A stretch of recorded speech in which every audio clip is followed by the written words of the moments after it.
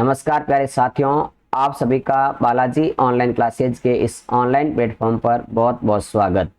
प्यारे साथियों, आज की क्लास में बात करूंगा जयपुर जिले से संबंधित कुछ इंपॉर्टेंट क्वेश्चन। जयपुर जिले के बारे में अपने पिछली क्लास के अंदर 30 एमसीक्यूज डिस्कस किए थे और उसके आगे शेष एमसीक्यूज है उनको अपन डिस्कस करेंगे आज। तो आज की क्लास के अंदर अपन बात करेंगे जयपुर के अंदर कला संस्कृति के प्रश्नों की, जयपुर के अंदर इतिहास से संबंधित प्रश्नों की और बात करेंगे जयपुर के भूगोल के प्रश्नों से संबंधित महत्वपूर्ण कोई क्वेश्चन है उनके बारे में। बिल्कुल ये क्लास आपके सामने चल रही है। इस क्लास का उद्देश्य है सीईटी 2024 को क्रैक करना और साथ ही साथ अन्य सभी प्रतियोगी परीक्षाओं के लिए A1 कंटेंट के रूप में तैयार करना। तो चलिए शुरू करते हैं बिना देरी किए आज की क्लास। और आज की क्लास का पहला क्वेश्चन है अपने सामने है कि राजस्थान स्कूल ऑफ आर्ट्स की स्थापना कहाँ व कब की गई। राजस्थान स्कूल ऑफ आर्ट्स की स्थापना की गई थी। ऑप्शन है आपके सामने जयपुर 1857, जयपुर 1898, उदयपुर 1874, जोधपुर 1857। तो यहाँ पर राइट आंसर रहेगा आंसर नंबर 1, इसकी स्थापना की गई थी। ऑप्शन नंबर 1 सही है। जयपुर के अंदर 1857 में राजस्थान स्कूल ऑफ आर्ट्स की स्थापना। नेक्स्ट क्वेश्चन आपके सामने है आज का क्वेश्चन नंबर 2 नंबर क्वेश्चन है कि जयपुर प्रजा मंडल की स्थापना कब की गई। ऑप्शन है 1923 ईस्वी, 1931 ईस्वी, 1936 ईस्वी, 1939 ईस्वी। तो यहाँ पर देखिए सही आंसर रहेगा ऑप्शन नंबर 2, बिल्कुल सही आंसर है यहाँ पर ऑप्शन 2। जयपुर प्रजा मंडल की स्थापना की थी वो थी 1931 के अंदर। देखिए इसके बारे में डिस्कस करते हैं।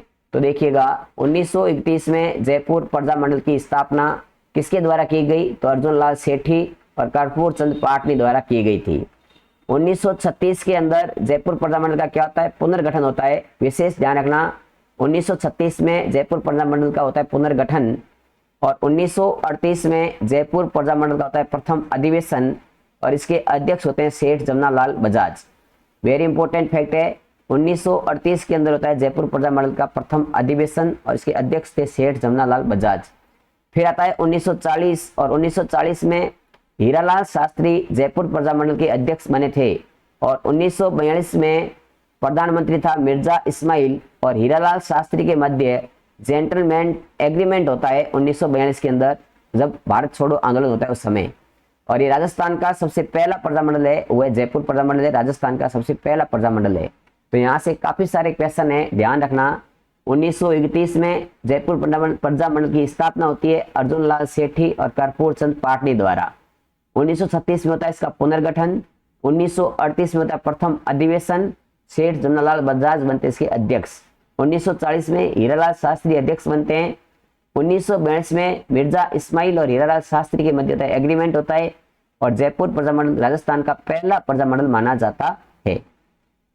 आगे देखिए अगला क्वेश्चन आपके सामने है, स्क्रीन पर है। नेक्स्ट क्वेश्चन आज का कि अर्जुन लाल सेठी का जन्म कहाँ हुआ था, जयपुर में, जोधपुर में, भीलवाड़ा में, शाहपुरा में।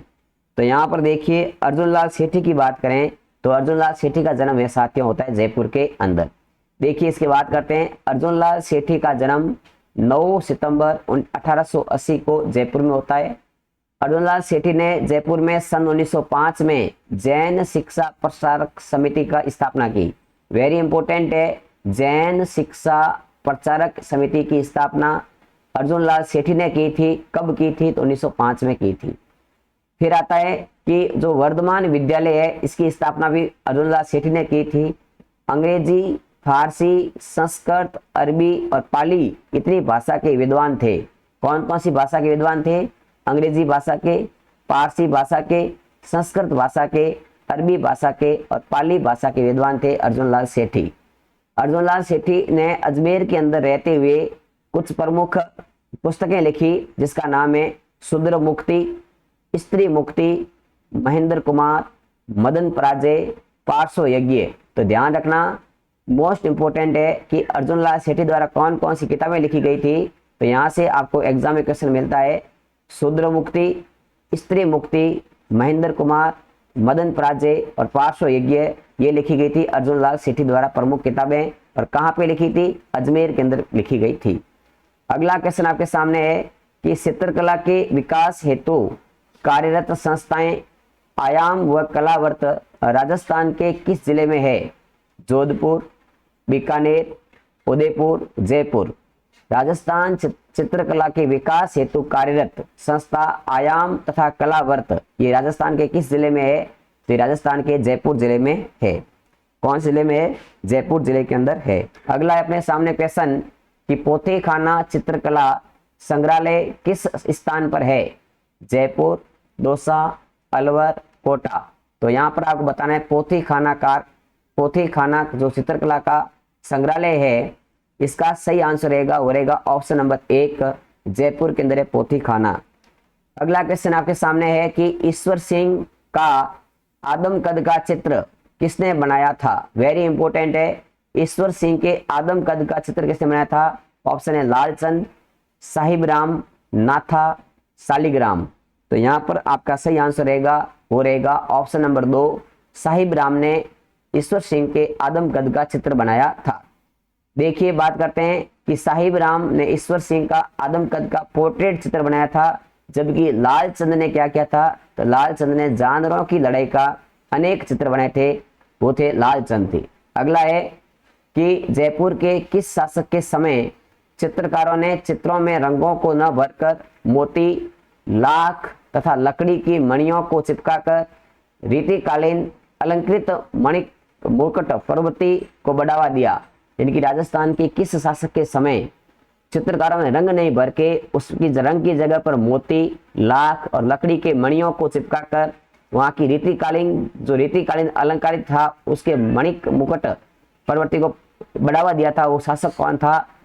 वो शासक था स्वाई जय सिंह, स्वाई माधो सिंह प्रथम, माधो सिंह द्वितीय या स्वाई प्रताप सिंह। तो यहाँ पर देखिए सही इसका आंसर रहेगा वो रहेगा आपके ऑप्शन नंबर 2, बिल्कुल सही है। स्वाई माधो सिंह प्रथम के समय ये ऐसा हुआ था। अगला क्वेश्चन है आपके सामने है, देखो यहाँ पर लिखा है कि स्वाई प्रताप सिंह का समय जयपुर चित्रकला का श्रवण काल कहलाता है। बिल्कुल ध्यान रखना, गोल्डन पीरियड कौन सा समय था? तो आप ध्यान रखेंगे स्वाई प्रताप सिंह का समय जयपुर चित्रकला का गोल्डन काल यानी कि गोल्डन पीरियड माना जाता है।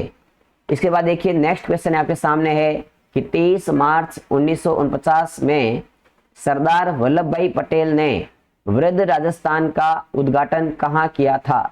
नाहरगढ़ फोर्ट में, सिटी पैलेस जयपुर में, आमेर फोर्ट जयपुर में या चामू दुर्ग के अंदर?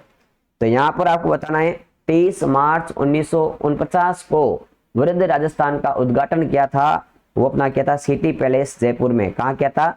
सिटी पैलेस जयपुर में। सही आंसर है यहाँ पर ऑप्शन नंबर 2।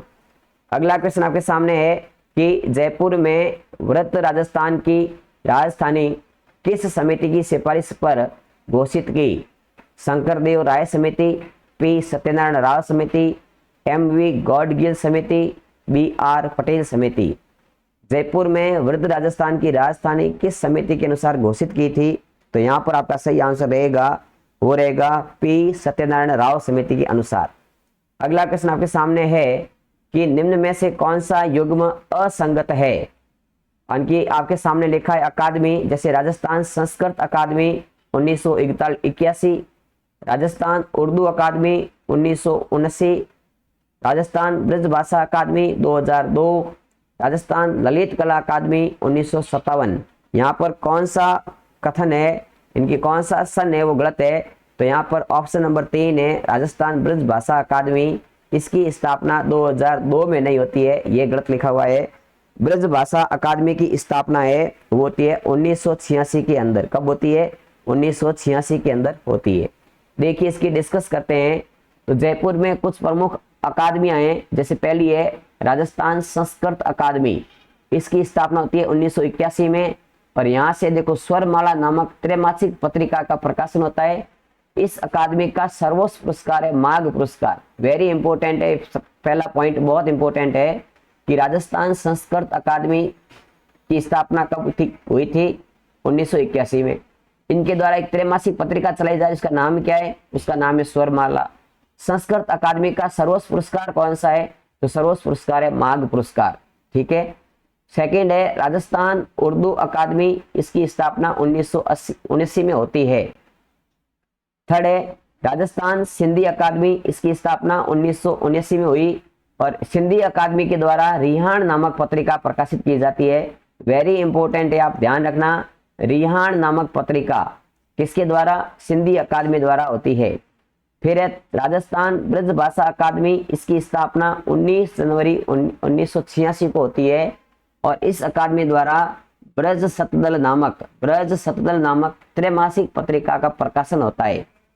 फिर आता है 5वां पॉइंट है कि राजस्थान हिंदी ग्रंथ अकादमी, इसकी स्थापना 15 जुलाई 1969 में हुई थी। और लास्ट है 6ठा राजस्थान ललित कला अकादमी, इसकी स्थापना 24 नवंबर 1957 में की गई थी। तो कुल मिलाकर के आपको यहाँ से इंपॉर्टेंट फैक्ट है वो ध्यान रखने हैं। आपको पूछे कि राजस्थान ललित कला अकादमी की स्थापना, तो 24 नवंबर 1957 बताना है। आगे देखिए अगला प्रश्न है कि जयपुर में महात्मा गांधी की प्रेरणा से 1927 में चरखा संघ की स्थापना किसने की थी? जमनालाल बजाज, हीरालाल शास्त्री, अर्जुनलाल सेठी, सीताराम पालीवाल। यहाँ पर आपको बताना है चरखा संघ की स्थापना है वो किसके द्वारा की गई थी? तो वो की गई थी अपने जमनालाल बजाज द्वारा, गांधी जी की प्रेरणा से। किसके द्वारा? जमनालाल बजाज द्वारा। अगला क्वेश्चन आपके सामने है कि किस अंतिम हिंदू नरेश ने जयपुर में अश्वमेध यज्ञ करवाया था? इनकी वो अंतिम हिंदू नरेश कौन था जिसने जयपुर के अंदर अश्वमेध यज्ञ करवाया था? ऑप्शन है मिर्जा राजा जय सिंह, सवाई माधो सिंह प्रथम, सवाई जय सिंह, महाराजा मान सिंह प्रथम। यहाँ पर आपको सबसे इंपॉर्टेंट बताना है कि अंतिम नरेश कौन था जिसने अश्वमेध किया था? तो वह अंतिम हिंदू नरेश सवाई जय सिंह। कौन था? सवाई जय सिंह। देखिए इसके बारे में कुछ इंपॉर्टेंट फैक्ट है कि सवाई जय सिंह ने 1740 में पुरोहित पुंडरीक रत्नाकर की देखरेख के अंदर अश्वमेध यज्ञ संपन्न करवाया था। वेरी इंपॉर्टेंट है, अंतिम हिंदू नरेश कौन था? सवाई जय सिंह। इसने 1740 में अश्वमेध यज्ञ करवाया था और किसकी देखरेख में? तो पुरोहित का नाम है पुंडरीक रत्नाकर। पुंडरीक रत्नाकर की देखरेख के अंदर इस यज्ञ को संपन्न करवाया था। अगला प्रश्न आपके सामने है कि राजस्थान का सबसे बड़ा सेज SEZ कहाँ स्थापित है? सीतापुरा जयपुर, बिलाड़ा जोधपुर ग्रामीण, बोरानाडा जोधपुर, मथानिया जोधपुर ग्रामीण।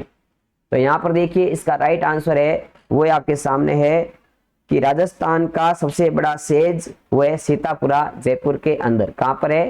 तो इसका सही आंसर रहेगा सीतापुरा जयपुर। आगे देखिए अगला क्वेश्चन है आपके सामने है कि राजस्थान का प्रथम भालू रेस्क्यू सेंटर कहाँ स्थित है?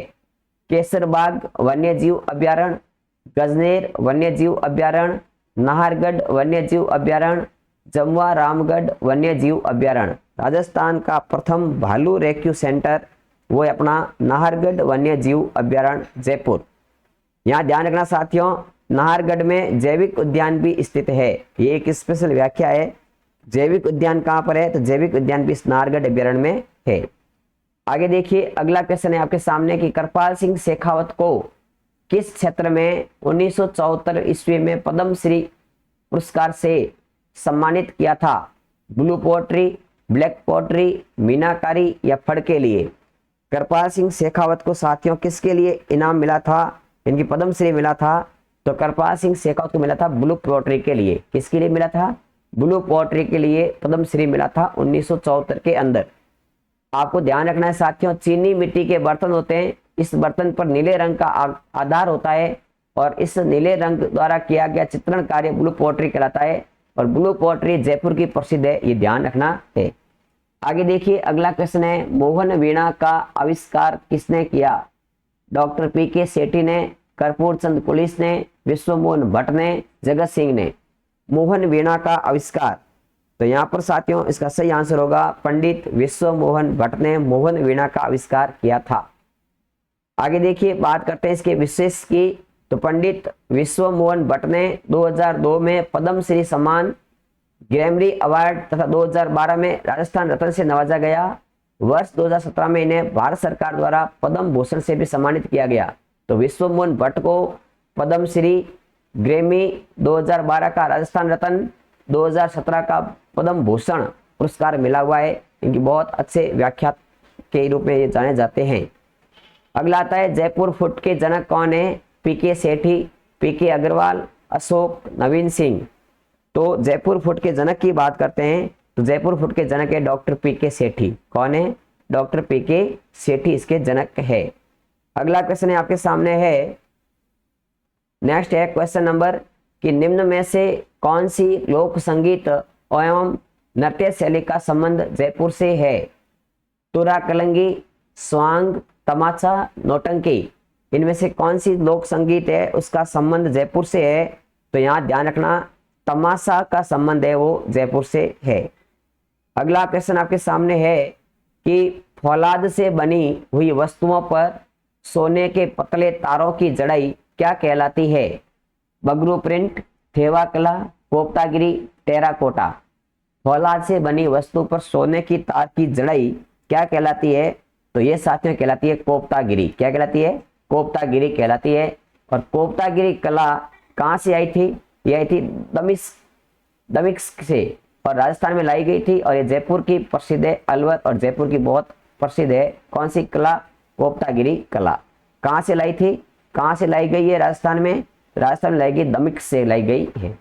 अगला है आपके सामने कि कुदरत सिंह को राजस्थान की किस हस्तकला में योगदान के लिए पद्म श्री पुरस्कार से सम्मानित किया गया? ब्लू पोट्री, मीनाकारी, थेवा कला, डाबू प्रिंट। कुदरत सिंह को किसके लिए इनाम मिला? तो वो है पद्मश्री मिला था मीनाकारी के लिए। किसके लिए? मीनाकारी के लिए। देखिए मीनाकारी क्या होती है? तो सरदार कुदरत सिंह की प्रमुख शैली शिल्प है मीनाकारी में दक्ष होने पर 1988 को पद्मश्री से सम्मानित किया गया। मीनाकारी की सबसे बड़ी मंडी है वह James and jeweller park, Sitapura, Jaipur.